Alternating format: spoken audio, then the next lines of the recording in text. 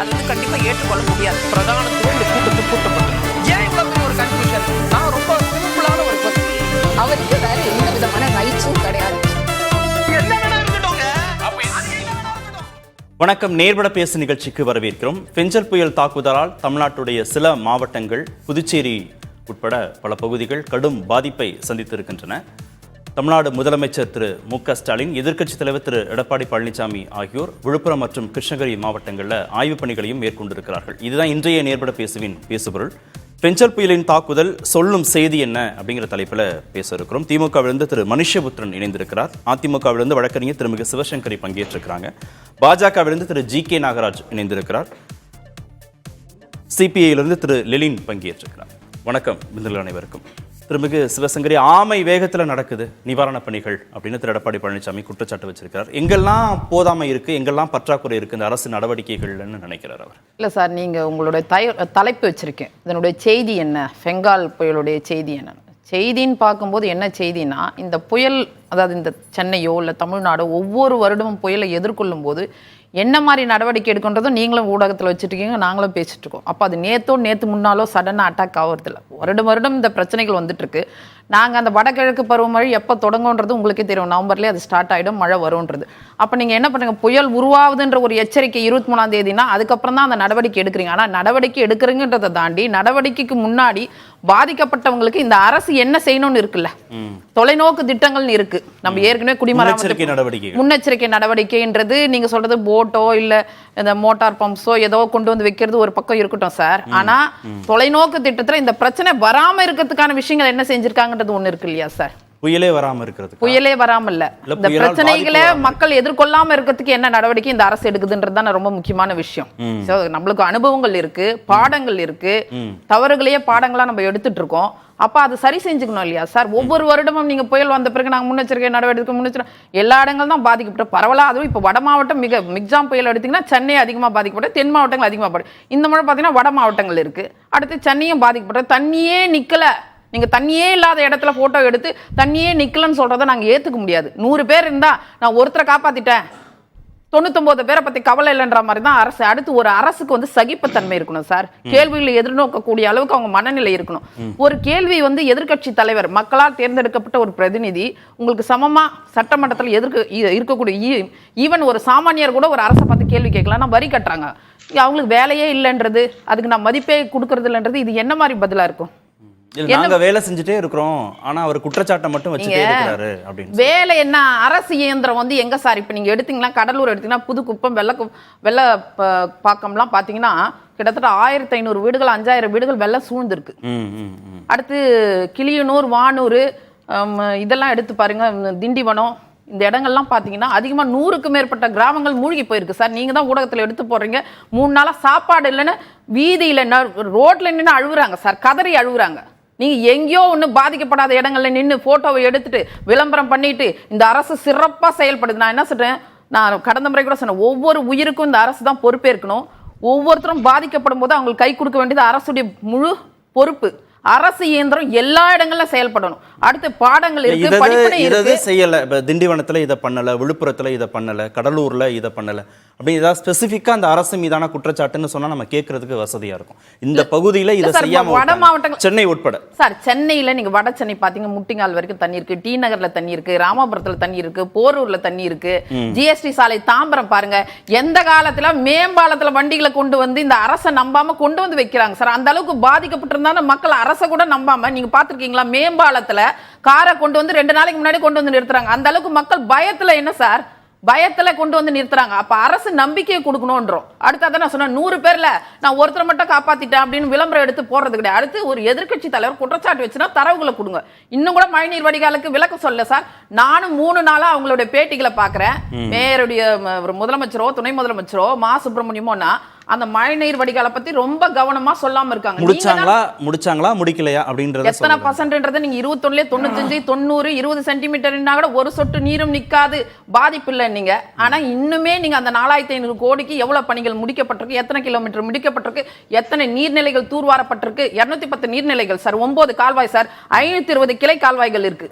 என்ன தூர்வாரி? புயல் கரையை கடக்கும்னு வானிலை ஆய்வு மையம் சொல்றாங்க. அதுக்கப்புறம் அது நிலை கொண்டிருக்கு ஒரு பகுதியிலேயே.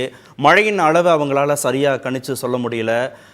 ஊத்தங்கரையில் கிருஷ்ணகிரியில் ஊத்தங்கரையில் பார்த்தீங்கன்னா 500 மில்லிமீட்டர் மழை பெய்யுது. இது வரைக்கும் 300 ஆண்டுகள் இல்லாத மழைன்னு, அது சென்டிமீட்டர், நான் மில்லிமீட்டரில் சொல்கிறேன்.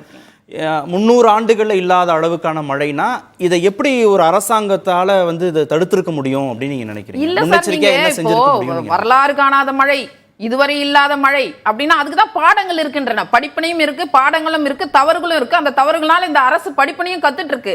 அதுக்காக தானே சார் முதல்ல 1400 கிலோமீட்டருக்கு மழைநீர் வடிகால் எங்க ஆட்சியில தானே கொடுக்கப்பட்டது. 700 கிலோமீட்டர் முடிக்கப்பட்டது. 1200 பணிகள்லாம் தொடங்கப்பட்டது. நீங்க இந்த 43 மாசத்துல நான் என்ன சொல்றேன், புயல் சாரி இனிமேல்லாம் பருவகாலம் எப்படி இருக்குன்னே சொல்ல முடியாது சார். வெதர் கண்டிஷன்லாம் நம்மளால கணிக்கவே முடியாது, மாறி மாறி நடக்கும். ஆனா நம்மளுக்கு அனுபவங்கள் இருக்கே. நீங்க ஒவ்வொரு தடையும் இதை எப்படி செய்ய முடியும்னா இதெல்லாம் செய்யணும் சார். அதுதான் அரசு. இன்னைக்கு என்ன டெக்னாலஜி எப்படி வளர்ந்து போயிருக்கு. நீங்க தானே சொன்னீங்க இதுக்கு இத்தனை நிதி ஒதுக்கி இருக்கோம், இதுக்கு இத்தனை. மதுராந்தக ஏரி சார் எங்க காலத்தில் தொடங்கப்பட்டது, இன்னுமே தூர்வாரல சார். எல்லா இடங்களும் நீங்க கொண்டு போய் ஊடகத்தை கேட்டு பாருங்க. விழுப்புரத்திலே நாங்க ஆர்ப்பாட்டம் நடத்தணும் 20/9/2024 பிரதான கால்வாய் தூர்வாரப்படலன்னு அங்க ஆர்ப்பாட்டமே நடத்தி முடிச்சோம். அதை தூர்வாராதனால தான் அங்க மிகப்பெரிய பாதிப்பு. மக்கள் இருக்கிற பகுதிகளில் நீர் போயிருக்கின்றாங்க. நிறைய இடங்கள்ல ஏரிகள் உடைக்கப்பட்டிருக்கு, அகலப்படுத்தல, ஆழப்படுத்தல. அது பிரதான குற்றச்சாட்டு. அரசு கவனமா இருந்ததா இவ்வளவு பாதிப்புகளை வந்து நானே கவனமே இல்ல சார். செயல்படுகின்ற தொலைநோக்கு திட்டங்கள் இனிமேல் இப்படித்தான் இருக்கும். அப்ப நிரந்தர தீர்வை நோக்கி போங்க. அப்ப மக்கள் அச்சம் இல்லாம இருப்பாங்க. நான் ஒவ்வொரு பகுதியில மட்டும் பார்த்துட்டேன் இங்க சிறப்பா இருக்குன்னு சொல்லாதீங்க. எல்லாருக்குமான அரசா இருக்கணும். முதல்ல வந்து விமர்சனங்களை எதிர்கொள்ளக்கூடியவங்க சகிப்புத்தன்மை இருக்கணும். திரு மனுஷபுத்திரன், ஆட்சி பொறுப்புக்கு 2021க்கு பிறகு திமுக இந்த முறை வந்தாலும் கூட நீங்கள் கடந்த 10 ஆண்டுகள் அதிமுக ஆட்சி காலத்திலேயே நீங்கள் பல இயற்கை பேரிடர்களை எதிர்க்கட்சியாக இருந்து கவனித்துக் கொண்டிருக்கக்கூடிய ஒரு வாய்ப்பு இருந்துட்டு தான் இருக்கு. அப்போ நீங்கள் ஆட்சி பொறுப்புக்கு வந்த பிறகு முன்னெச்சரிக்கை நடவடிக்கைகளை போதுமான அளவு செஞ்சிருந்தா இவ்வளவு பாதிப்புகள் ஏற்பட்டிருந்திருக்காதா? கார்த்திகேயன், உங்களிடம் எனக்கு ஒரு வேண்டுகோள். இந்த டிபேட் சம்பந்தமான வேண்டுகோள் இல்லை. 2015 சென்னையில் பெரிய வெள்ளம் வந்தது. அதோடு இல்லாமல் 2016, 2017, 2018, 2019, 2020 இந்த காலகட்டம் முழுக்க நம்ம சென்னையில் வந்து பெரிய பேரிடர்களை சந்தித்தோம். எத்தனை நாள் மழைநீர் வடிவதற்கு ஆனது, மக்கள் எவ்வளோ இன்னல்களை சந்தித்தார்கள்ங்கிறத புதிய தலைமுறை தான் மிகச்சிறப்பாக காட்டியது. அன்னைக்கு எங்கெங்கெல்லாம் வெள்ளம் தேங்கியிருந்தது, அன்னைக்கு எத்தனை நாள் வெள்ளம் வடிய எத்தனை நாள் ஆச்சு. இந்த ஃபைலை எடுத்துகிட்டு அதே பகுதிகளை திரும்ப ஷூட் பண்ணி மழை பெஞ்ச உடனே நீங்கள் கம்பேரிட்டிவாக போட்டு காட்டுங்க. இது ஒரு ஊடகமாக புதிய தலைமுறைக்கு வைக்கிற வேண்டுகோள், எல்லா ஊடகங்களுக்கும் வைக்கிற வேண்டுகோள். ஏன்னா கடந்த காலத்தில் இப்போ உதாரணமாக சப்பேயில் இருக்குது. இங்கே சென்னையில் இருக்கக்கூடிய 21 சப்பேலையும் ஒரு 2 மணி நேரத்துக்குள்ளே 3 மணி நேரத்தில் தண்ணி வடிஞ்சு போச்சு. இதை கடந்த காலத்தில் 2015 ஒவ்வொரு வருஷம் ஃபைல் உங்ககிட்ட இருக்குது, எடுத்து கம்பேரிட்டிவாக போட்டு காட்டுங்க, மக்களுக்கு உண்மை தெரியட்டும். கடந்த கால தவறுகள்லேருந்து பாடம் கற்றுக்கணும்னு அவங்க சொல்கிறாங்க. அவங்க சொல்கிறது அவர்கள் செஞ்ச தவறை தான் சொல்கிறாங்க. அந்த தவறுகளை எல்லாம் கணக்கில் எடுத்துக்கொண்டு தான் இந்த அரசு வந்து செயல்பட்டுக்கிட்டு இருக்கு. இப்போ உதாரணமாக வந்து எவ்வளவு பணிகள் நடைபெற்றிருக்கு அப்படிங்கிறதுக்கு நாங்கள் பதில் சொல்ல மாட்டேங்கிறோம் அப்படின்னு ஒன்று சொல்கிறாங்க. இல்லை வேற வேலை இல்லை இருங்க, நான் அதாவது எதிர்க்கட்சி தலைவரை பார்த்து இல்லை அது வந்து அதாவது அவங்க என்னை கேட்குற மிக முக்கியமான கேள்வி என்னென்னா, எவ்வளவு பணிகள் மழைநீர் வடிகாலுக்காக மேற்கொள்ளப்பட்டிருக்கு அப்படிங்கிறது வந்து இவங்க சொல்ல மாட்டேங்கிறாங்க அப்படின்னு. எத்தனையோ முறை சொல்லியாச்சு, மீண்டும் ஒரு முறை சொல்கிறேன். அதாவது அதிமுக ஆட்சியில் 10 வருஷ ஆட்சியில் 400 கிலோமீட்டர் அளவுக்கு தான் மழைநீர் வடிகால் பணிகள் மேற்கொள்ளப்பட்டன. சரிங்களா? திமுக ஆட்சிக்கு வந்த இந்த 3 ஆண்டுகளில் 781 கிலோமீட்டர் தூரத்திற்கு மழைநீர் வடிகால் பணிகள் மேற்கொள்ளப்பட்டன. தமிழ்நாடு முழுவதுமா? சென்னைக்குள்ள மட்டுமா? என்ன அப்போ திருப்புகழ் கமிட்டியில் அறிக்கையில் என்ன சொன்னாங்கன்னா 1135 கிலோமீட்டர் தூரத்துக்கு வந்து நீங்கள் மழைநீர் வடிகால் பணிகளை அமைக்கணும் அப்படின்னு சொன்னாங்க. ஆனால் இப்போ அதுக்கு டெண்டர் விடப்பட்டு 2ஆம் கட்ட பணிகள், அதாவது மீதி இருக்கக்கூடிய அந்த 781 கிலோமீட்டர் போக மீதி இருக்கக்கூடிய 675 கிலோமீட்டருக்கு இப்போ பணிகள் நடைபெற்றுட்டு இருக்கு. இது யதார்த்தம். நாங்கள் உண்மை பாதிப்பு சென்னையில் மட்டும் இல்லையே, இல்லை விழுப்புரத்தில், திண்டிவனத்தில், அவங்க கேட்ட கேள்விக்கு சொல்கிறேன். இங்கே நிவாரணப் பணிகள் சென்னையில் என்ன மேற்கொள்ளப்படுதுங்கிற மேயர் சொல்ல மாட்டேங்கிறாங்க, யார் சொல்ல மாட்டேங்கிறான்னு சொன்னார். திரும்ப சொன்னாலும் கூட அதை கேட்காத மாதிரி அவங்க வந்து இருந்தாங்கன்னா அது அவங்க பிரச்சனை, என் பிரச்சனை இல்லை. இன்னொரு முக்கியமான பிரச்சனை இப்போ தமிழ்நாடு முழுக்க தூர்வார விஷயம். அவர்கள் சொல்கிற எல்லா இடத்துலையும் தூர்வாரப்பட்டிருக்கு. இப்போ உதாரணமாக இந்த கிளாஸ் இருக்குது. இந்த கிளாஸில் வந்து பார்த்திங்கன்னா இவ்வளோ தண்ணி இருக்குது. இதில் வந்து பார்த்திங்கன்னா இதை அதிகப்படுத்தணுன்னா இப்போ ஒரு 3/4 வாசி தண்ணி இருக்குதுன்னு வச்சுங்க. இதை வந்து நீங்கள் அதிகப்படுத்தணும்னா எவ்வளோ ஒரு 10 அடி நீங்கள் வந்து கால்வாயை தூர் வருவீங்களா, ஒரு 15 அடி தூர் வருவீங்களா? ஆனால் 100 அடி அளவுக்கு மழை பெய்யுதுன்னு வச்சுங்க, இமேஜின் பண்ண முடியாத மழை. அப்போது 100 அடிக்கு அந்த கொள்ளளவுக்கு நீங்கள் எப்படி ஒரு கால்வாயை நீங்கள் தூர் அப்படி காரணமே சொல்லாதீங்க. இதுவரை பார்க்காத மழை, வரலாறு காணாத மழைன்னு காரணமே சொல்லாதீங்க. தானேங்க இது, அது உண்மை இல்லையா? அது நான் என்ன சொல்கிறேன்னா, இன்னைக்கு வந்து ஒரு 50 சென்டிமீட்டர் மழை பெய்யுது அப்படின்னு சொன்னால் அது ஒரு 2 ஜென்ரேஷனாக யாருமே பார்த்ததில்லை. அப்படின்னா ஆவரேஜாக பருவமழையை பற்றி ஒரு கணக்கு இருக்குது. இப்போ உதாரணமாக ஒரு 11 சென்டிமீட்டர் மழை பெய்யும்னா ஆரஞ்சு அலர்ட் கொடுப்பாங்க. அப்போ ஒவ்வொன்றுக்கு ஒரு 20 சென்டிமீட்டர் வருதுன்னா ரெட் அலர்ட் கொடுப்பாங்க. ஆனால் இந்த பகுதிகளில் வந்து இவ்வளவு மழை பெய்யுங்கிறதுக்கான எந்த இண்டிகேஷன் இல்லை. அப்படியே மழை பெஞ்சால் கூட இவ்வளவு மழையை கொள்ளக்கூடிய அளவுக்கு ஒரு அந்த கட்டமைப்பை வந்து உருவாக்கணும் அப்படின்னு சொன்னால் நீங்கள் எவ்வளவு தூரம் வந்து அவற்றை ஆழப்படுத்தணுங்கிறத நீங்கள் யோசிச்சு பாருங்கள். வந்துட்டு அப்போது மனித சாத்தியங்கள் ஒன்று இருக்குது, திட்டமிடல் ஒன்று இருக்குது. நீங்கள் வந்து பார்த்தீங்கன்னா எவ்வளோ பெரிய மழை, நாளைக்கு 500 சென்டிமீட்டர் மழை பெஞ்சால் கூட இதே தான் சொல்லுவாங்க, நீங்கள் அதை தாங்கணும். நான் என்ன கேட்குறேன்னா, ஒவ்வொரு உயிருக்கும் பொறுப்பேற்றுக்கணும்னு சொல்கிறாங்க. நல்ல விஷயம், அரசாங்கம் தான் பொறுப்பு. ஆமாம், 2015 இவங்க 300 பேர் இறந்தாங்க இல்லையா மக்கள் வந்து செம்பரம்பாக்கம் ஏரியா அந்த மேன்மேட் டிசார்டரில். அப்போ எவ்வளோ தூரம் இவங்க பொறுப்பேற்றுக்கிட்டாங்கன்னு எல்லாத்துக்கும் தெரியும், அந்த 300 உயிர்களுக்கும். அப்போ என்னன்னு கேட்டிங்கன்னா முன்னேற்பாடுகள். நீங்கள் இன்றைக்கி இந்த இப்போ பாதிக்கப்பட்ட மாவட்டங்களை எடுத்துங்க. இங்கே சென்னையை பொறுத்த வரைக்கும் ஏராளமான நிவாரண முகாம்கள், மக்களுக்கு ஒரு பெரும் வெள்ள பாதிப்பு ஏற்பட்டால் அவர்களை பாதுகாத்து வைக்கணுங்கிறதுக்காக ஏற்படுத்தப்பட்டது. அதோட மக்களுக்கு உணவு வழங்குவதற்கு பாதிப்புலாம் நடந்த பிறகு நீங்க செஞ்சதை பத்தி அவங்க சொல்லல. பாதிப்பே நடக்காம தடுக்கிறது குறித்து அரசாங்கம் என்ன செஞ்சுச்சுன்னு கேக்குறேன். குளங்கள் எல்லாமே தூர்வாரப்பட்டிருக்கிறது. குளங்கள் தூர்வாரப்பட்டு, கால்வாய்கள் தூர்வாரப்பட்டு, என்ன பிரச்சனைனா அங்கே இருக்கக்கூடிய கட்டமைப்பு என்பது ஒரு பெருமழையை தாங்கக்கூடிய அளவுக்கு தான் அங்கே உருவாக்கப்பட்டிருந்தது. ஆனால் நீங்கள் நல்லா யோசிச்சு பாருங்க, இந்தியா இப்போ மகாராஷ்டிரா எடுத்துங்க. இந்த கவர்மெண்ட் நீங்கள் சொல்கிறீங்க இல்லையா, மகாராஷ்டிராவில் ஒரு மிகப்பெரிய அளவுக்கு மழைப்பொழிவு ஏற்படுது, பெரிய வெள்ளம் ஏற்படுது, வெள்ளம் விடிய பல நாட்கள் ஆகுது. இன்னொரு புறம் வந்து இப்போ குஜராத் எடுத்துங்க, எவ்வளோ பெரிய வெள்ளப்பேரிடர் ஏற்பட்டுச்சு. பாஜக கூட்டணி ஆட்சி இருக்கக்கூடிய பாண்டிச்சேரி, இன்றைக்கி அரசை வந்து ரொம்ப ஈஸியாக அவங்க தூக்கி எறிஞ்சு பேசுகிறாங்க. பாண்டிச்சேரியை பார்த்து நம்ம கேட்கலாமா, எதுக்காக வந்து பார்த்திங்கன்னா இவ்வளோ பெரிய பாதிப்பு இங்கே ஏற்பட்டுச்சுன்னு? அங்கே வந்தால் அது வந்து பார்த்திங்கன்னா டிசார்டர், இங்கே வந்தால் அரசனுடைய நிர்வாக திறனின்மை. இவ்வளவு வேலைகள் செஞ்சுருக்கு. நான் திரும்பவும் உங்கள்கிட்ட ரெக்வஸ்ட் பண்ணி கேட்குறது என்னென்னா, நீங்களே உங்களுடைய ஃபைல்ஸ் எடுத்து கம்பேர் பண்ணி காட்டுங்க. அப்போ எவ்வளோ மழை பெஞ்சுது, எத்தனை நாள் தண்ணீர் வடிய எவ்வளோ நாளாச்சு, இப்போ வந்து பார்த்தீங்கன்னா எவ்வளோ மழை பெஞ்சிருக்கு, தண்ணீர் வடிய எவ்வளோ நாளாச்சு, இதை எடுத்து நீங்கள் ஒரு நடுநிலையோட தண்ணீர் வடிகிற நாட்கள் ரொம்ப குறைஞ்சிருக்குன்னு சொல்லுங்க. நேரம் ஒரு 2 மணி நேரம் 3 மணி நேரத்தில் சென்னையில் சில பகுதிகள் இருக்குங்க. இதை கேளுங்க, நாங்கள் இன்னொன்று சொல்கிறேன், ஒரு 100% அப்படி பண்ணி வந்து தண்ணி வடிஞ்சதுன்னு சொல்லலை. என்ன வித்தியாசம்னா, முன்னாடி வந்து 80% பகுதிகளில் தண்ணி தேங்கி நிற்கும் அதிமுக ஆட்சியில், 20% வந்து பார்த்தீங்கன்னா ட்ரையாக இருக்கும். இப்போ வந்து 80% உடனடியாக வந்துட்டு அப்படியே ரிவர்ஸ் ஆயிருக்கு. 20 பகுதிகள் வந்து அதுவும் கூட 20% மட்டும். அதுக்கு ரீசன் நான் சொல்லலை, வானியல் அதாவது இயற்கை ஆய்வாளர்களே என்ன சொல்கிறாங்கன்னா, கடல் மட்டத்திற்கு கீழாக இருக்கக்கூடிய பகுதிகளில் புயல் ஃபோர்ஸாக இருக்கப்போ வந்து தண்ணி வந்து உள்ளே போக மாட்டேங்குது. அப்போ வந்து அலைகளோட வேவ்ஸோட ஸ்பீடு குறைஞ்சாதான் தண்ணி உள்ளே போகும்னு எல்லா ஆய்வாளர்களும் குறிப்பிடுறாங்க.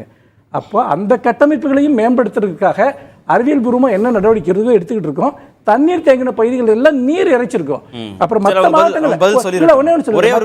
மற்ற மாவட்டங்களில் எல்லா மாவட்டங்களுக்கும் மீட்பு படைகள் வந்துட்டு அனுப்பப்பட்டு நிவாரணப் படைகள் உடனடியாக மேற்கொள்ளப்பட்டிருக்கு.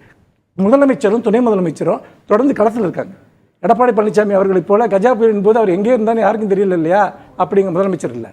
அவங்க முதலமைச்சர் துணை முதலமைச்சர் 2 பேருமே நீ களத்தில் இருக்காங்க, நிவாரணப் பணிகளை ஆய்வு பண்ணிட்டு இருக்காங்க. தண்ணீர் தேங்குற நேரம் குறைஞ்சிருக்கு இப்போ மழைநீர் வடிகால் பணிகள் செஞ்ச பிறகு. இன்னொன்று, மழையுடைய அளவு வந்து எதிர்பார்க்க முடியாத அளவுக்கு இருக்கிற போது எவ்வளவுதான் நீங்க கட்டமைப்புகளை பலப்படுத்த முடியும்னு கேட்குறாங்க. இல்லை, அவர் தவறுன்னாரு. நான் தவறுன்னு சொல்றது, மிக்ஜாம் புயல்லேருந்து அவங்க ஒரு பாடத்தை கற்றுக்கணும். மிக்ஜாம் புயல்லாம் என்ன சார் பாதிப்பு, மீனவ கிராமங்களில் 20க்கும் மேற்பட்ட கிராமங்கள் பாதிப்புச்சு. வட சென்னையெல்லாம் நீங்கள் எடுத்து போட்டு பார்த்தீங்க, 1 லட்சம் ரூபாய் பொருட்கள் சேதம் அடைஞ்சது. ஸோ அந்த பாடத்துலேருந்து நீங்கள் கற்றுக்கணும். அடுத்து அவர் சொல்கிறாரு, அந்த கட்டமைப்பு இதையே நீங்க எத்தனை நாளைக்கு சொல்லிட்டு இருப்பீங்க? 43. அப்ப என்ன திட்டமிடுதல் இருக்கு, என்ன தொலைநோக்கு பார்வை இருக்கு? 300 ஆண்டுகள் இல்லாத நீர்வளத்துறை அமைச்சரோடு இப்போ நாங்க 300 ஆண்டுகள் இல்லாத மழைன்னு அரசு சொல்லல. அப்பதான் நம்ம அரசை கேட்க முடியும். வானிலை சார்ந்த நிகழ்வுங்கிறத எப்படி ஒரு அரசாங்கத்தால இவ்வளவு தூரம் அப்ப திருப்புகழ் கமிட்டி எல்லாமே உங்களுக்கு கொடுத்துருக்காங்க. நான் என்ன சொன்னேன், இனிமேல் இப்படித்தான் இருக்குன்னா அதுக்கு என்ன திட்டமிடுதல் வச்சிருக்கீங்க? அடுத்து நாங்க எல்லாரும் தூர்வாரது வந்து சாதாரணமா ஏரி குளங்கள் ஓடங்கள் இல்ல சார், இனிமேல் மழைநீர் வடிகால் வந்து தோன்றோம். ஏன்னா அந்த அளவுக்கு குப்பை நிறைஞ்சு கிடக்குது மழைநீர் வடிகால்ல. அது இல்லைன்னு சொல்லுங்க. நீங்க சாதாரண பப்ளிக்க போய் கேட்டு பாருங்க. மழைநீர் வடிகால்ல எல்லாம் சரியான இணைப்பு இல்ல சார். இணைப்பு இல்லாம குப்பைகள் கொட்டப்பட்டு பிளாஸ்டிக் பைகள் கொட்டப்பட்டு அதனால கொப்பளிச்சுதான் நீர் அதிகமா மிக்ஜாம் புயல்ல வந்துச்சு. நாங்க சொல்லல சார், நாங்க எதிர்க்கட்சி சாதாரண ஏழை எளிய மக்கள் சொல்லியிருக்காங்க. நீங்க குடிமராமத்து பணியோடு கூடவே மழைநீர் வடிகாலையும் வந்து தூர்வாருங்க, அப்பதான் வந்து தீர்வு. அடுத்து வந்து எடப்பாடி ஒப்பீட்டு அளவுல சென்னையில ஒப்பீட்டு அளவுல என்ன மழை பெஞ்சு சார், எத்தனை சென்டிமீட்டர் சார் மழை? இதற்கு முன்பு மழை பெஞ்ச போது பல மணி நேரம் தண்ணீர் தேங்கிடுச்சு. சென்னையில சென்னை வந்து தலை தப்பிச்சு சார், அப்படிதான் சொல்றேன். சென்னையில என்ன மழை பெஞ்சது, என்ன மழை பெஞ்சது? 6 to 7 தான். உங்க ஊடகம் தான் சொல்லுது. 6 to எத்தனை ஆவரேஜா 20 சென்டிமீட்டர் பெஞ்சிருக்கு சென்னையில. 20 சென்டிமீட்டர் பெய்யல. நீங்க டிவில பாருங்க, டிவில பாருங்க, வானிலை அறிக்கையை பாருங்க. ஆவரேஜா ஒரு 12 சென்டிமீட்டர் தான் சார். 12 சென்டிமீட்டர் அது எல்லாருக்குமே தெரியும். ஆனா வட மாவட்டம் அதிகமா பாதிக்கப்பட்டிருக்கு. அங்க இருக்க உள்ள இருக்கிற உள் கிராமங்கள்ல போகல சார். உள்ள இருக்கிற கிராமங்கள் இப்ப திருவண்ணாமலை 7 பேர் புதைஞ்சு போயிருக்காங்க. என்ன மாதிரி கொடுமைகள் சொல்லு. இல்ல இங்க நிலச்சரிவு நடக்கும்னு எப்படி அரசால கணிச்சிருக்காங்க? அந்த மாதிரி விஷயங்களுக்கு நிலச்சரிவு நடக்காது சார். மீட்பு நடவடிக்கைன்னு ஒண்ணு இருக்குல்ல சார், அந்த மாதிரி விஷயங்களுக்கு என்ன மீட்பு நடவடிக்கைன்னு ஒண்ணு இருக்கு. நம்ம இங்க பாருங்க, முன்னெச்சரிக்கை நடவடிக்கை 3 விஷயம் சார். மீட்பு ஒரு விஷயம் நடந்த பிறகு ஒரு விபத்துனா மீட்பு நடவடிக்கைன்னு இருக்கு. அடுத்து அரசு திட்டமிடுதல் தொலைநோக்கு பார்வை இருக்கு. ஏற்கனவே செஞ்ச விஷயங்களை சரியா செஞ்சீங்களான்னு இருக்கு. அதுதான் நிர்வாகம். ஒரு நொடி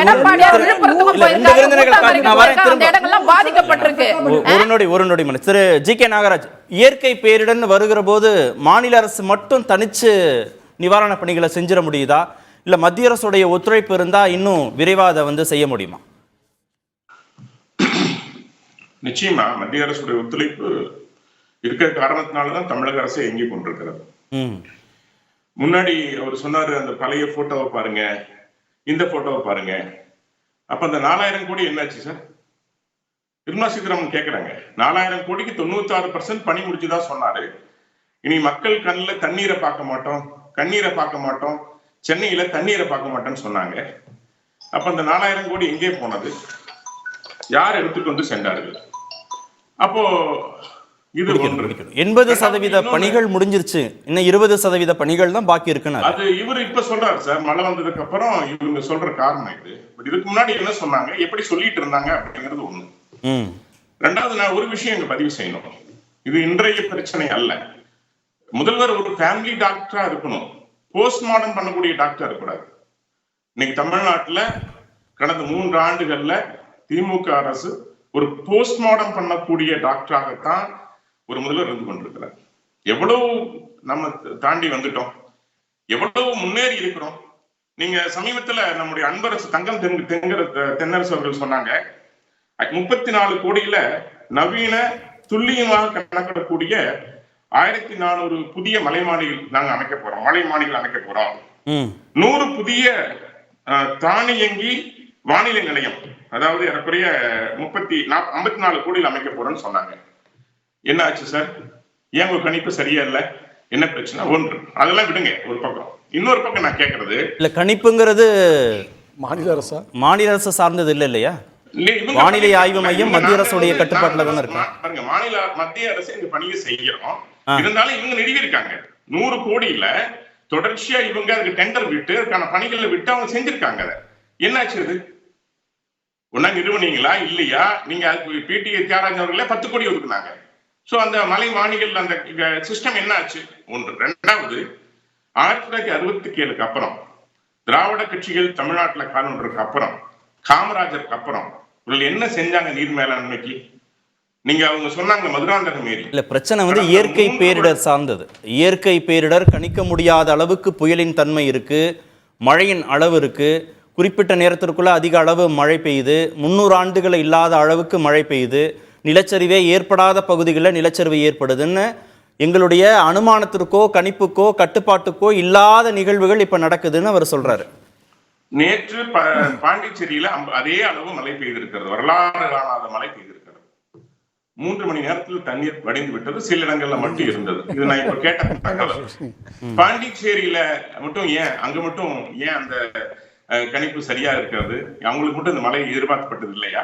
ஒன்று. ரெண்டாவது, நான் முழுசா சொல்லிடுறேன், ஏன்னா இன்னும் இந்த திராவிட கட்சிகள் ஆட்சியில தொடர்ச்சியா மழை வந்தால் வெள்ள நிவாரணம், வறட்சி வந்தால் வறட்சி நிவாரணம், இதுதான் நீங்க அதிமுக ஆட்சியில் கூட பாத்தீங்கன்னா வறட்சி நிவாரணம் டெய்லர் கூட கொடுத்தாங்க. அது அதிமுக அம்மையார் அவங்க ஆட்சி இருந்த காலத்துல. நீங்க ஏறக்குறைய 14,134 ஏரிகள் இருக்குங்க தமிழ்நாட்டுல. காய்ந்து கிடக்கின்றது பராமரிப்பு இல்லாமல் இருக்கிற ஏரிகள் மட்டும் 3,503 ஏரிகள் இருக்கு. அதிகபட்சமா மதுரையில் இருக்கிறது 1050 ஏரிகள், திருநெல்வேலியில 412 ஏரிகள், தென்காசியில 360 ஏரிகள், ராமநாதபுரம் மாவட்டத்துல 266 ஏரிகள், அதே மாதிரி 5,679 ஏரிகள் சேரும் சகதியுமா இருக்கிறது. திருச்சியில நீங்க போய் பாத்தீங்களா முதலமைச்சர் அந்த ஏரியால? நீங்க போய் எந்த டேட்டா எடுத்தீங்க? என்ன சான்றுகளோட சொல்லுங்க. இல்ல இல்ல, நீங்க சான்றுகளோட சொல்லுங்க, நான் ஏத்துக்கிறேன். அந்த ஏரிகள் பராமரிக்கப்படலைங்கிற டேட்டாவை எங்க இருந்து கொடுக்குறீங்கன்னு சொல்லுங்க. நீங்க சொன்ன பொய் இல்ல சார், நான் உங்கள்கிட்ட தான் கேட்கிறேன், சான்று கொடுங்கன்னு. இவ்வளவு ஏரிகளை போய் நீங்க ஸ்டடி பண்ணீங்களா? இவ்வளவு ஏரிகளை ஸ்டடி பண்ணீங்கன்னா அந்த ரிப்போர்ட்டை சொல்லுங்க. யார் போய் ஆய்வு பண்ணா? யார் போய் ஆய்வு பண்ணா சொல்லுங்க. வெறும் நம்பர் சொல்லிட்டே போனா வந்து பேசுறேன். திருச்சியில இப்ப நான் சமீபத்துல போயிருந்தேன். எம்ஜிஆரால் கட்டப்பட்ட ஏரி, தண்ணி போற வழி இல்ல, வழி அடைச்சு கிடக்கு. இல்ல, நான் பார்த்தேன் அந்த ஏரி, நான் திருச்சிக்காரன் தான். அது எல்லா வழியும் ஏற்படுத்தப்பட்டு சுத்தமா இருக்கு அந்த ஏரி. நான் திருச்சிக்காரன் தான், நான் போய் பார்த்தேன் அந்த ஏரியை. ஏரி சுத்தமா இருக்கு, தண்ணி உள்ள போகணும்ல. தண்ணி போறதுக்கான வழி எங்க ஏற்படுத்தப்பட்டிருக்கு? நீங்க எங்கே உட்கார்ந்து பேசாதீங்க. நான் அந்த ஊர்க்காரன் சொல்றேன். நேரடியா பார்த்த போட்டோ வேணா. நான் நேரடியா தான் பார்த்தேன். எங்கடே போட்டோ இருக்கு பார்த்தேன். நான் நேரடியா தான் சார் பார்த்தேன். அந்த ஊர்க்காரன் சொல்றேன், கேளுங்க. இல்ல ஆய்வு செய்வோம், பச்சை பொய்கள் ஆய்வு செய்வோம். அது ஏரிகளுடைய தூர்வாரம் தொடர்பான பணி எந்த அளவு இருக்குன்னு ஆய்வு செய்வோம். இப்ப இதுல முக்கியமான பிரச்சனை என்னன்னா இயற்கை பேரிடர் நடக்கிற போதெல்லாம் மாநில அரசுகள் மத்திய அரசிட்ட பேரிடர் நிவாரண நிதியை கேட்கிறாங்க. இப்ப தங்கம் தென்னரசு நிதியமைச்சர்கிட்ட நிர்மலா சீதாராமனை சந்திச்சு கேட்கும்போது 37,906 கோடி வேணும்னு கேட்கிறோம். 276 கோடி ரூபாய் தான் கொடுக்குறாங்கன்னா 2016 ஒரு புயல் வந்துருது, 1 2 வந்துருது. அதை சரி செஞ்சு முடிக்கிறதுக்குள்ளேயும் 17 1 2 வந்துருது, 18 1 2 வந்துருது. ஒவ்வொரு முறையும் வந்துட்டே இருக்கு. ஒவ்வொரு ஆண்டு 40,000 கோடி 20,000 கோடி 30,000 கோடின்னு கேட்டுட்டே இருக்காங்க. ஆனால் வர்றது என்னவோ ரொம்ப சொற்பமாக தான் வருது. 200 கோடி 300 கோடி 1000 கோடிக்குள்ளே தான் வருது. அப்போ மாநில அரசுகள் இந்த கட்டமைப்புகளை எப்படி பலப்படுத்த முடியும்? ஏற்கனவே இருக்கிற பாதிப்பை செய்கிறதா, இல்லை பாதிப்பு வராமல் தடுப்பதற்கான கட்டமைப்புகளை மேற்கொள்றதாங்கிற ஒரு சிக்கல் இருக்குல்ல. மத்திய அரசோட ஒத்துழைப்பு இல்லாமல் இதை எப்படி செய்ய முடியும்? நான் தான் சொன்னேன் சார், நான் சொல்ல வரதை எனக்கு முழுசா பேச விடல. 300 ஏரிகள் 500 ஏரிகள் ஏன் காஞ்சி கிடக்குதுன்னா நீர் மேலாண்மை சரியா செய்யப்படாதனாலதான் தண்ணீர் தேங்குறது. இப்ப நீங்க தஞ்சாவூர்லயும் திருவாரூர்லயும் குறிப்பா திருக்குவளையில தண்ணி தேங்கி நிற்கிறது. என்ன காரணம்? அந்த வடிகால் வசதி செய்திருக்கிற அந்த வாய்க்கால் தூர்வாரப்படவில்லை. இதை நீங்க முன்னெச்சரிக்கையா நீங்க தூர்வாரி வச்சிருந்தீங்கன்னா தண்ணீர் அங்க நெற்கதிரில தேங்கி இருக்காது. இல்ல அது ஒரு இஷ்யூ சார். இல்ல நீங்க சொல்றது வந்து ஒரு தூர்வாரதுங்கிறது ஒரு பிரச்சனை சார். இது வரைக்கும் எல்லாரும் பேசினா அவர் இல்ல, இது வரைக்கும் இல்லாத அளவுக்கு மழை பெய்யுது சார். 300 ஆண்டுகள்ல 150 ஆண்டுகள்ல இல்லாத அளவுக்கு மழை பெய்யுது. இன்டென்சிட்டி கூடுது, குறைஞ்ச நேரத்துல நிறைய மழை பெய்யுது. திடீர்னு நிலச்சரிவே ஏற்படாத பகுதியில் நிலச்சரிவு ஏற்படுது. இது தமிழ்நாட்டுக்கு மட்டுமல்ல, நிறைய மாநிலங்களில் இந்த பிரச்சனைகளை பார்க்கும்போது மத்திய அரசு இந்த நிதியை கொடுக்காம அதை வந்து மீட்டெடுத்து கொண்டு வந்துட முடியுமா? மாநில அரசால மட்டும் கொண்டு வந்துட முடியுமான்னு கேட்கிறேன் சார். 300 ஆண்டுகள் பெய்யாத மழைன்னு சொல்றீங்க. ஊத்தங்கரை 300 ஆண்டுக்கு அப்புறம் பெய்ஞ்சிருக்கு. இதுக்கு முன்னாடி பெய்ஞ்ச மழைக்கெல்லாம் இல்ல, இதுக்கு முன்னாடி பெய்ஞ்ச மழைக்கெல்லாம் நீங்க என்ன பிரிகாஷன் எடுத்தீங்க? இது 300 ஆண்டுக்கு அப்புறம் பெய்ஞ்சிருக்கு, ஏத்துக்கிறோம். இதுக்கு முன்னாடி பெய்ஞ்ச மழைகள்லாம் 15லயும் அதே தானே சொன்னாங்க, 100 ஆண்டுகள் இல்லாத மழைன்னு சொன்னாங்க. கஜா புயல்ல டெல்டா மாவட்டங்கள் கடுமையா பாதிப்பு. இதுவரைக்கும் டெல்டா மாவட்டங்கள்ல கஜா புயல் மாதிரி ஒரு பெரிய புயல் வந்து 10,000 தென்னை மரங்கள் பாதிக்கப்பட்டதாக இல்லை. நீங்க ஒவ்வொரு புயலும் வெவ்வேறு தன்மைகள் கொண்டதாக இருக்கு. இப்ப இந்த புயலே கரையை கடக்கும் நாங்க, அப்புறம் கடக்க தாமதமாச்சு, அப்ப இன்னமும் கரையை கடக்கலன்றாங்க. நிலை கொண்டிருக்கிற பகுதியில் கடுமையான மழை பெய்யுது, குறைந்த நேரத்தில் மழை பெய்யுது. விழுப்புரம் திண்டிவனம் மாவட்டங்களில் இவ்வளவு மழை பெய்யுறதுல புயல்னால இந்த முறை மழை பெய்யுதுன்றாங்க. இது மாதிரி ஒவ்வொரு புயலுடைய தன்மையும் வேற வேறையா இருக்கு. இது பிரதமரே ஒத்துக்கிறாரு, சுதந்திர தின உரையில பிரதமரே இதை முன்னிலைப்படுத்தி பேசுறாரு. பெரிய சவாலா இருக்கு, இயற்கை பேரிடர் வந்து பெரிய சவாலா இருக்கு, நாட்டுக்கு பெரிய சவாலா இருக்கு, நான் இதனால பாதிக்கப்பட்ட குடும்பங்களுக்கு நான் ஆழ்ந்த இரங்கலை தெரிவிக்கிறேன் பிரதமர் பேசுறாரு, அட்மிட் பண்றாரு. சார், வயநாடுக்கு உடனடியா பிரைம் மினிஸ்டர் கிளம்பி வந்தாங்க. அங்க 1 மணி நேரம் அங்க டிஸ்கஸ் பண்ணாங்க, நீங்க பாத்துருப்பீங்க. பிரதமர் அவ்வளவு வருத்தம் வெதரையும் தெரிவிச்சிருக்காங்க, அதுல மாற்று கருத்து இல்ல. பட் நிதி மட்டும் தான் இதுக்கு காரணமா? சரி, என்ன சொன்னாங்க வயநாட்டுல? என்ன சொன்னாங்கன்னு சொல்லுங்க. வயநாட்டுல என்ன சொன்னாங்க? பேசி முடிச்சு வயநாட்டுல இல்ல, நீ வயநாடுன்னு சொன்னதுனால குறுக்கிடுறேன். வயநாட்டுல அவ்வளவு பேரிடர் நடக்கிற போது 2013 காங்கிரஸ் அரசாங்கம் சொன்ன ஒரு விதியை மேற்கோள் காட்டி இல்ல இதை தேசிய பேரிடராக அறிவிக்க முடியாதுன்னாங்க. நம்ம 10 வருஷத்துக்கு முன்னாடி இருக்கக்கூடிய ஒரு விதியை மேற்கோள் காட்டி இப்ப இருக்கக்கூடிய பாதிக்கப்பட்ட மக்களை தண்டிக்கணுமா, இல்ல மக்களுக்கு சாதகமாக விதிகளை நம்ம திருத்தணுமா? அதுதானே முக்கியம். சார், நிச்சயமா விதிகள் திருத்தருக்கு நீங்க பார்த்திருப்பீங்க. திமுக எந்த அளவுக்கு விதிகளை மாற்றுவதற்கு ஒத்துழைப்பு தருகிறார்கள் நீங்க பார்த்துட்டு தான் இருக்கிறீங்க. புதிய கல்விக் கொள்கையிலிருந்து ஒரே நாடு ஒரே தேர்தல் வேற தலைப்பு. நம்ம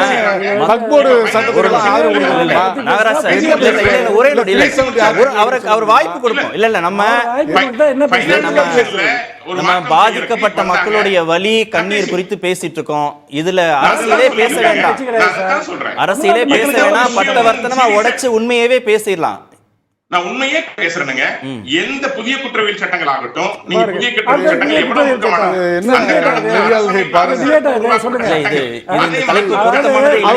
நானும் தயாரா தான் இருக்கிறேன். குற்றவியல் சட்டத்துல குற்றத்தை குறைச்சிட்டீங்களா? இல்ல வக்போர்டு சட்டத்துல என்ன பண்ணீங்க? இல்ல என்னதான் பண்ணீங்க? என்ன எதுக்கு திருத்தம்? எதுல திருத்தம் அவர் சொல்றாரு, அதை உருவாங்கல. அவர்தான் சொல்றாரு, நம்மளும் டைவர்ட் பண்ணிட வேண்டாம் சார். வேணா சார், சப்ஜெக்ட்டுக்கு வாங்க. நாகராஜ் சார், சப்ஜெக்ட் வாங்க. பேசுவாரு. எங்க மத்திய அரசு கடந்த 10 ஆண்டுகள்ல 25,000 கோடிக்கு மேல கொடுத்திருக்கு சார். சரி, எங்களுக்கு வர்ற அதே ஜிஎஸ்டில எங்களுக்கு வர்ற 50% நிதி பகிர்வு, அதாவது மாநிலங்களுக்கு போக 41% போக எங்களுக்கு இருக்கிற 29% நாங்க இந்திய அரசு என்ன செய்ய முடியுமோ பாரபட்சம் இல்லாம செஞ்சுட்டு இருக்கிறோம். அது காரணம் அல்ல, அது நாங்க தயாரா இருக்கிறோம். எங்களால முடிஞ்சது செய்யலாம், சட்ட விதிக்கு உட்பட்டு. ஏன் கேட்கிற கேள்வி, இத்தனை ஆண்டுகள் இவ்வளவு நடந்தும் ஏன் நீங்க ஒன்னும் திருந்த மாட்டேங்கிறீங்க? ஏன் ஒண்ணு நீங்க பாதிப்பு ஏற்பட்டு நீங்க திருந்த மாட்டீங்களா? உங்க அரசாங்கம் திருந்தாதா? மோடி திருந்த மாட்டாரா? மக்கள் இவ்வளவு பாதிச்சா கூட மோடி திருந்த மாட்டாரா?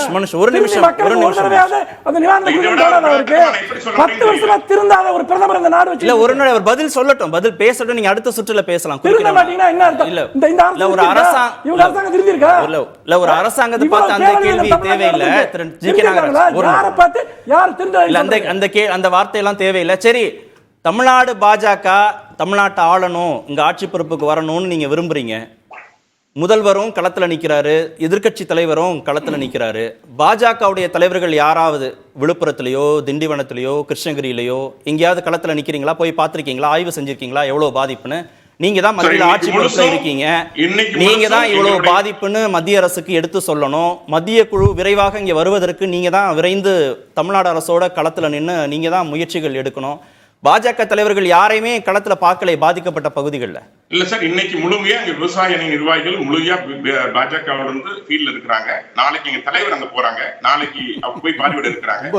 மத்திய களத்துல பார்த்த மாதிரி செய்திகள் வரலையேன்னு கேக்குறேன். விழுப்புரத்திலயோ திண்டிவனத்திலயோ ஊத்தங்கரையிலயோ ஆரம்பிச்சாச்சுங்க, இங்கேயுமே இல்லை. கட்ட பணிகளை ஆரம்பிச்சாச்சு. ஒரு விஷயம் சொல்லி முடிச்சிடறாங்க. களத்தில் பார்க்கிறது, கருணாநிதி அவர்கள் போய் பார்த்தாங்க, மு.க. ஸ்டாலின் அவர்கள் பார்த்தாங்க, அவருடைய மகன் உதயநிதி அவர்கள் பார்த்தார்கள். தொடர்ந்து பார்த்து கொண்டிருப்பது மட்டும் ஏதோ உணவு கொடுத்து ஒரு ஆறுதல் சொல்வது மட்டும் காரணமா இருக்கக்கூடாது. நாங்க அடிப்படை கட்டமைப்பை மாற்ற விரும்புறோம். என்ன காரணம் இதுக்கு? இது எப்படி சரி செய்யணும்? அதுக்காக எப்படி நான் மத்திய அரசு உதவி நாடுறது? இங்க பாதிக்கப்பட்டது மாநில அரசுடைய பொருட்கள் மட்டுமல்ல, மத்திய அரசுடைய பாடங்கள், மத்திய அரசு ரயில்வேக்கள் எல்லாமே பாதிக்கப்பட்டிருக்குது. எல்லாருக்கும் என்ன மாநில அரசுக்கு பாதிப்பு இருக்குதோ அதே பாதிப்பு மத்திய அரசுக்குமே இருக்கிறது. இல்லாம இல்ல. நீங்க நிதியை மட்டுமே ஒரு காரணமா வைத்துக்கொண்டு எந்த கட்டமைப்பையும் வளர்க்கலன்னா 20 வருஷமா குஜராத்ல ரூல் பண்றாங்க. 20 வருஷமா குஜராத்ல ஏன் திரும்ப திரும்ப வெள்ள வருது? ஏன் மக்கள் இவ்வளவு பேரழிவு சந்திக்கிறாங்க? அப்ப மோடி அரசு ஏன் இங்க திருந்தாம இருந்துச்சா? பாஜக அரசு இங்க திருந்தாம? சரி, அவர்தான் அந்த வார்த்தையை சொன்னாருன்னா ஏன் நம்மள பிரதமரை போய் அந்த வார்த்தையை சொன்னது? ரேடார் விஷயம் சொன்னது நம்ம சொல்லிட்டு விட்டு போறோம். அது சொல்லிடுறேன், ஒரு நிமிஷம் இருங்க.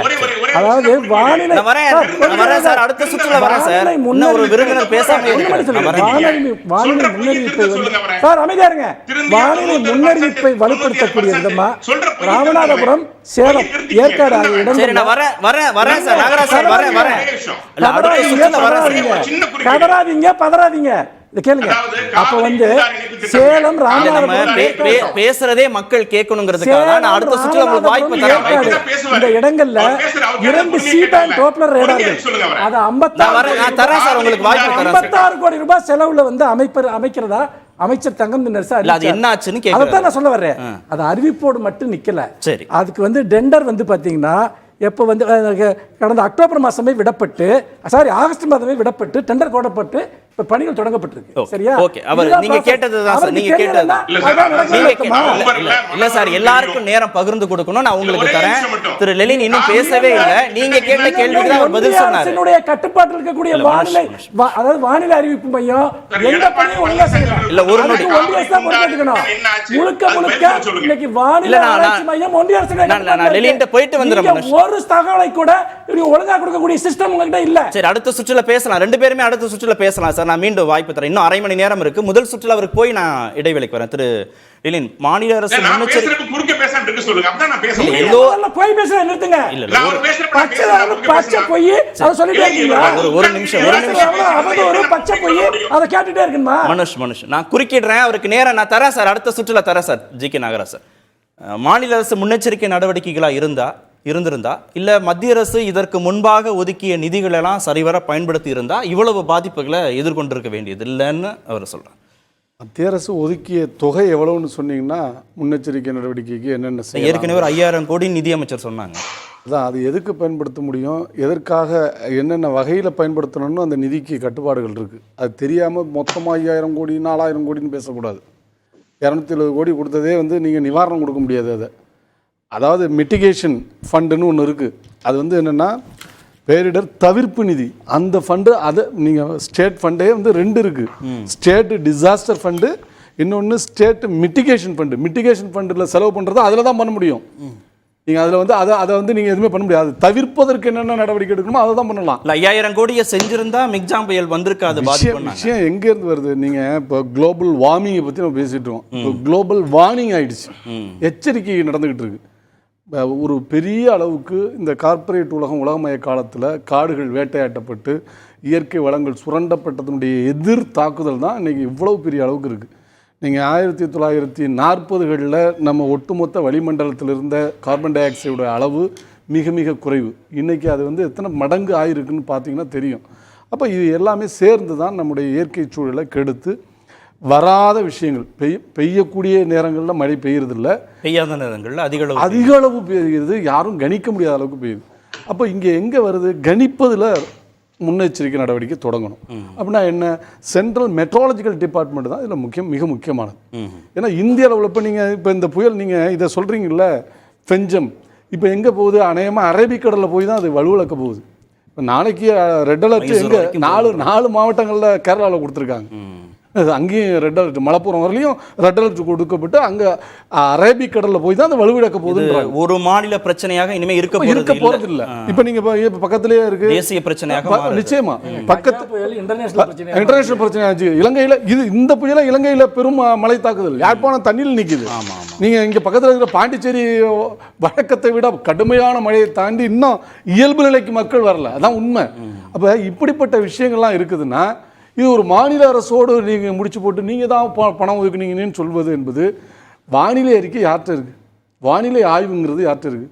ராக்கெட் விடுறது யாரு? சேட்டலைட் விடுறது யாரு? இல்லை, இனிமே இப்படிதான் அப்படின்னு தெரிஞ்ச பிறகும் முன்னெச்சரிக்கையா இல்லைங்கிறது. ஏன்னா இப்போ உலக அளவில் எடுத்துக்கிட்டீங்கன்னா அமெரிக்காவில் ஒவ்வொரு 30 கிலோமீட்டரும் அக்யூரேட்டாக எடுத்து இந்த தட்பவெப்ப நிலையை, புயல் நிலையை, மழை நிலையை கணிக்க முடியுது. ஆஸ்திரேலியா எடுத்துக்கிட்டிங்கன்னா இன்னும் அட்வான்ஸ் சிஸ்டத்தில் இருக்குது. நீங்கள் 1 மணி நேரத்துக்கு ஒரு முறை அப்டேட் பண்ண முடியுது. அப்போ இங்கே தேசிய பேரிடர் இது என்ன, ஒரு மெசேஜை எஸ்எம்எஸில் கொடுத்துட்டிங்கன்னா உலகமே முடிஞ்சு போச்சுன்னு நினச்சி கொடுத்துட்டு இருக்காங்க. அது ரெட் அலர்ட் வந்த பிறகு நீங்கள் வயநாட்டில் ரெட் அலர்ட் கொடுத்தீங்க, என்ன சொல்லப்பட்டது? 20 மில்லிமீட்டர் மழை பெய்யலான்னு. ஆனால் அங்கே பெய்தது என்ன? லேண்ட்ஸ்லைடு வந்ததுக்கு பிறகு என்ன? இது வந்து எல்லோருடைய கூட்டு பொறுப்பும் இருக்கிறது. மத்திய அரசு, மாநில அரசு, மக்களுடைய பொறுப்புணர்வு இவையெல்லாம் சேர்ந்தது தான் பெரிய பேரிடர் அங்கே கண்டிருக்கிறாங்க. இன்னைக்கு வரலையும் மத்திய அரசு என்ன நீட்டியது? ₹1 பணத்தை கொடுக்கல. இல்லை, பெரும் பொறுப்பு மாநில அரசுக்கு தானே. மாநில அரசுக்கு இருக்கு. மத்திய அரசு என்ன கொடுத்ததுங்கிறதான் கேள்வி. நீங்கள் கூட உங்கள் முதல் சுற்றில் சொன்னீங்க தேசிய பேரிடராக அதை அறிவிக்கணும்னு. அறிவிக்காமல் கூட இருக்கலாங்க. ஆனால் ஆக வேண்டியதுக்கு ஏதாவது செய்திருக்கிறீங்களா அப்படின்னா உடனே நீங்கள் சொல்கிறீங்க எங்களுடைய தேசிய பேரிடர் பாதுகாப்பு படை போணுச்சு, ஹெலிகாப்டர் போணுச்சு, விமானங்கள் போணுச்சு. விமானங்களுக்கெல்லாம் பேமெண்ட் கொடுக்கணுங்க, சும்மா கிடையாது. விமானங்களோ ஹெலிகாப்டரோ போனால் பேமெண்ட் மாநில அரசு நிதியை கொடுக்கணும், மத்திய அரசு கொடுக்கணும். அது சும்மாவெல்லாம் ஃப்ரீயெல்லாம் கிடையாது. அப்படி சொன்னால் அது பொய். ரெண்டாவது விஷயம், தேசிய பேரிடர் வந்தாலும் நீங்க பணம் கட்டணும், கட்டாயம். அது கட்டாயம். நீங்க அதுக்கு பயன்படுத்துற ஹெலிகாப்டர், பயன்படுத்துற விமானங்கள், பேரிடர் காலங்களில் பயன்படுத்துற விமானங்களுக்கு கட்டாயம் கட்டணம் மத்திய அரசு அந்த பொறுப்பை ஏற்றுக்கொள்ளவில்லை. இருந்தா சொல்லுங்க, நான் ஒத்துக்கிறேன். ஒக்கி புயல் ஹெலிகாப்டர் கேட்டபோது என்ன நடவடிக்கை எடுத்தாங்க? 1000 மீனவர்கள், நம்முடைய மீனவர்கள் அலைவாய்ந்த அந்த கடல்ல பரிதவித்த போது என்ன செய்தது? ஒரு வாக்கி டாக்கியை கொடுத்து கூட அந்த பக்கத்தில் நீங்கள் உங்கள் கடற்படை அனுப்பலைங்க. ஸ்தம்பித்து போய் நின்றது. நீங்கள் கஜா புயலை பற்றி சொல்றீங்க. கஜா புயலில் 3 மாதம் ஆனது, ஒரு மரம் இல்லை. நாகை, திருவாரூர், புதுக்கோட்டை வரலையும் கடுமையான புயல். 280 கிலோமீட்டர் வேகத்தை நீங்கள் இதுக்கு முன்னாடி கணிக்கவே இல்லை யாரும். ஒரே ஒரு தனியார் நிறுவனத்தை சேர்ந்த ஒருத்தர் தான் சொன்னார் வேதாரண்யத்தில் தான் இது வரப்போகுதுன்னு. அதுதான் நடந்தது. அப்போ நீங்கள் சர்வ வல்லமை படைத்த டிஜிட்டல் இந்தியாவினுடைய பிதா மகன்கள் உருவாக்கி இருக்கிற அந்த டிஜிட்டல் இந்தியா மிக பெரும் தோல்வி அடைந்திருக்கிறது. இப்போதாவது எங்கே நீங்கள் நேஷனல் டிசாஸ்டர் மேனேஜ்மெண்ட் வந்துச்சு? உங்கள் குஜராத்தில் நடந்த அந்த பூகம்பம், பூஜ் நகரம் பூர்தியா போணுச்சுல்ல, அப்போ தான் 14,000 பேர் இறந்து போனாங்க. 3.5 லட்சம் வீடுகள் தரைமட்டமானது. லட்சம் கோடிகளுக்கு மேலே, 3 லட்சம் கோடிக்கு மேலே லாஸ்ன்னு வந்த பிறகு தான் இந்த சிந்தனை இதெல்லாம் உருவாகுனது. நீங்கள் குஜராத் பாடத்திலிருந்து தான் தேசிய அன்றைய காங்கிரஸ் யூபி அரசு அதை மேற்கொண்டது, அதற்கான திட்டங்களை தீட்டியது. அப்போ ஒவ்வொன்றுக்கும் ஒரு நிதி கொடுப்பதற்கு இங்கே இருந்து நாங்கள் ஒரு ஸ்டடி பண்ணி அனுப்புகிறாங்க. Memorandum of laws. அதை நீங்கள் ஒப்பீடு பார்த்து உடனடியாக நிதி ஒதுக்கணும். எத்தனைக்கு நீங்க ஒதுக்கி இருக்கிறீங்க? கேட்பது 37,900 கோடி, 38,000 கோடி, கொடுத்தது 276 கோடி. கர்நாடகா 3000 கோடி கேட்டது, 1000 கோடி கொடுத்தீங்க. ஏன்னா உங்களுக்கு துடிக்கும் உங்க ஆட்சின்னா. பாண்டிச்சேரி அது நீங்க செய்வீங்க, குஜராத்துக்கு செய்வீங்க. ஆனா தமிழ்நாடு என்றால் வஞ்சனையோடு இருக்கிறீங்க, கேரளா என்றால் வஞ்சனை செய்யறீங்க. எதிர்கட்சி ஆளுகிற மாநிலங்களில் இயற்கை பேரிடர் காலங்களில் கூட நீங்க உங்கள் இதயம் இயங்க மறுக்கிறது, துடிக்க மறுக்கிறது. திருமிகு சிவசங்கரி, இயற்கை பேரிடர்களை எதிர்கொள்றதுல மத்திய அரசுடைய பங்களிப்பு தேவைங்கிறதுல உங்களுடைய கருத்து என்ன? அவருடைய அதுதான் எனக்கு வாய்ப்பு வரும்போது அது பதில் சொல்லலான்னு இருக்கேன். ஏன்னா இயற்கை சீற்றங்களை அதிகமாக எதிர்கொண்ட ஒரே அரசுனா அதிமுக அரசு. எங்க ஆட்சியில் வர்தால ஆரம்பிச்சு ஒக்கி, கஜா, கிட்டத்தட்ட 1 லட்சம் மின்கம்பல் சாயப்பட்டது. நாங்கள் கேட்டது 1 லட்சம் கோடிக்கு இழப்பு, குறைஞ்சபட்சம் ஒரு 60 கோடியாவது நாங்கள் கேட்டபோது அவங்க அதுக்கு 60,000 கோடி இப்போ கேட்டபோது அதுக்கு கூட செவி சாய்க்கல. அதாவது ஏன பசிக்கு சோள பொறின்ற மாதிரி ஒரு அதுல 100%ல 1% கூட அவங்க கொடுக்கல. தொடர்ந்து இப்போ 33,000 எங்களுடைய தலைவரே, எங்களோட பொதுச் செயலாளரே என்ன சொன்னார், மனித நேயத்தோடு உடனடியாக விடுவிக்கணும்னாரு. 33,000 கோடியும் அவங்க கொடுக்கல. தொடர்ந்து இவங்க இதை தான் செஞ்சுட்டு இருக்காங்க, வஞ்சித்துட்டு இருக்காங்க. அடுத்து அவர் சொன்னார் திராவிட கட்சிகள்னு பொதுவாக சொன்னார். நான் ஒரே விஷயம் சொல்கிறேன், திராவிடம்ன்றது இந்தியாவுக்கே ஒரு மந்திர சொல் சார். அந்த திராவிடம் தான் உச்சநீதிமன்றம் 50% போது 69% வாங்கி கொடுத்தது. பெண்கள் கல்வின்னா என்ன, பெண்களுக்கு என்ன, எங்க உள்ளாட்சியில் என்ன இடஒதுக்கீடு கொடுத்தோம். கிட்டத்தட்ட என்ன கல்வியை மட்டும் ஒரு புரட்சி செய்தது தமிழ்நாடு. புதுச்சேரியிலையும் மழை பெஞ்சது இல்லை, இப்போ அங்கே உடனே தண்ணி வடிஞ்சிருக்கே, ஏன் திராவிட கட்சிகள் ஆழக்கூடிய தமிழ்நாட்டில் மட்டும் இவ்வளவு பாதிப்புன்னு கேட்கிறார். அந்த ஒப்பீட்டுக்காக சார் அதுதான் சொல்றாரு, திராவிட கட்சிகள் தான் ஒட்டுமொத்த இந்தியாக்கே வழிகாட்டியா இருக்கு சார். அது கொரோனாவா இருக்கட்டும், விவசாயமா இருக்கட்டும், நீங்க எப்பொழுதுமே சார் எந்த இப்போ இருக்கிற பிஜேபியோ சரி காங்கிரஸோ சரி 2 தேசிய கட்சிகளும் ஒரே மனநிலை தான். அவங்க யாருமே உத்தமர்கள் கிடையாது. நம்ம கேட்ட நிதி அவங்க கொடுக்க மாட்டாங்க. தமிழ்நாடு தொடர்ந்து வஞ்சிக்கிறாங்க. அடுத்து இன்னொரு விஷயம், இந்த மழை பாதிப்புல சார், இந்த மழை பாதிப்புல அதிகமா பாதிக்கப்பட்டது விவசாயிகள். தொடர்ந்து இந்த 3 வருடமா நாங்க பயிர் காப்பீடை பத்தி தொடர்ந்து பேசிட்டு இருக்கோம். தயவு செஞ்சு இந்த ஊடகத்தின் மூலமா சொல்றேன், இங்க இருக்க அரசை வேண்டி கேட்டுக்கிற பயிர் காப்பீடை என்ரோல் பண்ணுங்க. 75-25 நீங்க சண்டை போடாதீங்க. என்ன இருக்கும் இதை சொன்ன தேசிய பேரிடர் 17,500 ரூபாய் கொடுக்க சொன்னா சரியா கணக்கீடு செய்யாம 13,500 தான் கொடுக்குறீங்க. தாளடி, சம்பா, இப்ப நீங்க ஊத்தங்கரை இங்கெல்லாம் எடுத்துக்கிட்டீங்கன்னா பருத்தி பயிரிட்டு இருக்காங்க சார். வீட்டுல இருக்க நகையெல்லாம் கொண்டு போய் வச்சு விவசாயம் பண்றாங்க சார். தயவு செஞ்சு அந்த விவசாயிகள் இரு மாநில அரசுகளுடைய பங்களிப்பும் இருக்கு, மத்திய இருக்கு. ஆனா நம்ம மாநில அரசு அது கணக்கீடு எடுத்துக்கூட மாநில அரசு சார்பா வேற நாங்க கொடுத்தோம் சார். 13,500 7,500 ரூபாய் போட்டு 20,000 கொடுத்தாரு. மானாவாரி பயிருக்கு 7,500 நாங்க 2,500 கொடுத்தோம். விவசாய கடனை தள்ளுபடி பண்ணோம். அது மாதிரி நீங்க இந்த பாதிப்புல தொடர்ந்து பாதிக்கப்படுறது ஏழை தொழிலாளர்கள், விவசாயிகள், வாழை இதெல்லாம் அதிகமா பாதிக்கப்பட்டு. தயவு செஞ்சு முழுமையான கணக்கீடு பண்ணுங்க. 2 தாலுகா அதிகமா பாதிக்கப்பட்டிருக்கு, ஊத்தங்கரை, இதெல்லாம் அரசு இதை கவனத்துல எடுத்துக்கணும். இந்த ஊடகத்தின் மூலமா நாகராஜ், மாநில அரசுகள் இயற்கை பேரிடரால பாதிக்கப்படுகிற போது பாஜக ஆளு மாநிலங்கள் ஆளாத மாநிலங்கள்னு பாரபட்சத்தோடு அணுகப்படுதா? அப்படியெல்லாம் இல்லை சார். ஆக்சுவலா அது கர்நாடகாவாகட்டும் கேரளாவாகட்டும் என்ன விதிகள் உருவாக்கப்பட்டிருக்கிறதோ அந்த விதிகள் படித்தான் முதலமைச்சரும் சரி பிரைம் மினிஸ்டரும் சரி செயல்பட முடியும். ஒன்று, அது பேரிடரா அறிவிக்கிறதா சுனாமி வந்தப்ப கூட அறிவிக்க முடியல. சுனாமி வந்தப்ப கூட இல்ல, கர்நாடகாவுக்கு 3000 ரூபாய் கேட்டதுல 1000 கோடி ரூபாய் கொடுத்தீங்கல்ல, கேட்பதற்கு முன்பே குஜராத்துக்கு ஒதுக்கீங்க. குஜராத் அரசு கேட்பதற்கு முன்பே ஒன்றிய அரசு ஒதுக்கியது 1000 கோடி ரூபாய். அது எப்படி? சரி, பேசுங்க, பதில் சொல்லட்டும், பதில் சொல்லுங்க. சேர்த்து சொல்லுங்க சார், உங்களுக்காக தான் சொல்றேன், உதவி செய்யறேன். ஒரு அருமையான பொய்ய ரொம்ப அப்படியே மக்கள் பார்த்தா அப்படியே பொங்குற மாதிரி சொன்னார் மிஸ்டர் லெனின். ஹெலிகாப்டர் ராணுவத்திலிருந்து வருதுங்க, அது பணம் தரணும், அதுக்கு நிவாரண நிதியில பணம் ஒதுக்கிடுவாங்க, அந்த பணம் அதுக்கு போய் சேரும். ஏன்னா அது வந்து இந்திய அரசோட அல்ல, ராணுவத்தோட.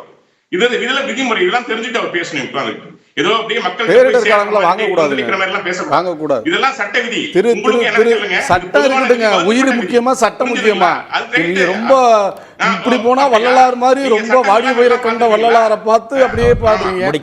இந்த பக்கம் வந்தீங்கன்னா விதி குறுக்கிட்டே இருந்தா அவர் பேச முடியாதுல்ல. குறுக்கிட்டே இருந்தா எப்படி நான் பேச முடியும்? சரி, பேசுங்க.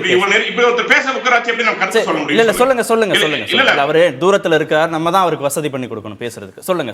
அதாவதுங்க, இது எந்த செலவுகள் ஆனாலும் நிவாரணம் ஒதுக்கப்படுகின்ற பொழுது அதை வந்து பிரித்து கொடுக்கப்பட்டுவிடும். அது ஒன்றுதான்.